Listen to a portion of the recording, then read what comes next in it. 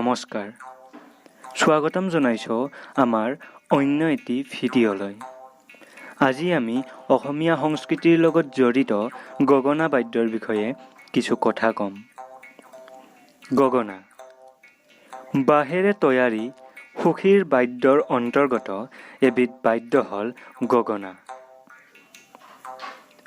দেখিবলৈ সৰু যদিও ইয়াক সাজি উলিওৱাৰ পদ্ধতি বৰ জটিল।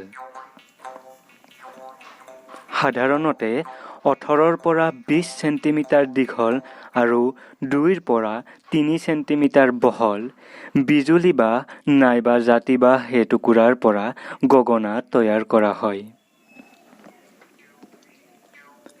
এতিয়া আহো গগনাৰ নিৰ্মাণ পদ্ধতিলৈ। বিহুগীতত আছে দুফালে দুছাটি মাজতে একাঠি।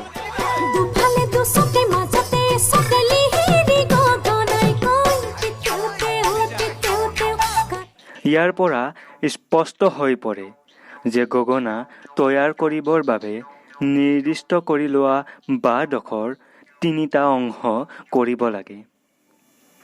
নিৰ্দিষ্ট বাঁহ ছটাৰ এটা মূৰৰ মাজৰ অংশ চাচি পাতল কৰি মধ্যভাগত এখন জিভা কাটি দুয়োফালৰ বাঁহ কাটি এৰুৱাই গগনা প্ৰস্তুত কৰা হয়। এই জিভাখন যিমানেই মিহি আৰু পাতল হয় সিমানেই ইয়াৰ মাত সুন্দৰ হয়। এতিয়া জানো আহক গগনাৰ বাদন প্ৰণালীৰ বিষয়ে। গগনা ওঠৰ মাজত লৈ বজোৱা হয়। ইয়াক দাঁতেৰে ধৰি আঙুলিৰে চংকাৰ দি বজোৱা হয়। গগনা বজাওঁতে জিভাখন লৰচৰ কৰে আৰু মুখৰ ভিতৰত বায়ুৰ সহায়ত সুৰ উৎপন্ন কৰে।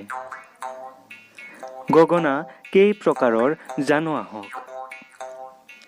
বিহুগীত আৰু বিহু নৃত্যত বিহুৱা আৰু বিহুৱতী উভয়ে গগনা ব্যৱহাৰ কৰে।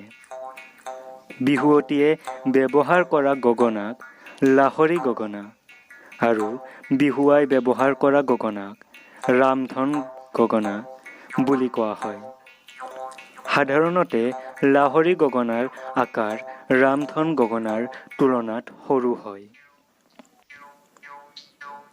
যদি আজিৰ এই ভিডিঅ'টোৰ জৰিয়তে আপুনি কিছু হ'লেও নতুন কথা জানিবলৈ সক্ষম হৈছে তেতিয়াহ'লে লাইক আৰু কমেণ্ট কৰি আমাক জনাওক। লগতে আমাৰ সৈতে জড়িত হৈ থাকিবৰ বাবে আমাৰ চেনেলটো ছাবস্ক্ৰাইব কৰি বেল আইকনটো দবাই দিয়ক। মই আকৌ এটা নতুন ভিডিঅ'ৰে সৈতে আহিম। তেতিয়ালৈকে লৈছো বিদায়। ধন্যবাদ।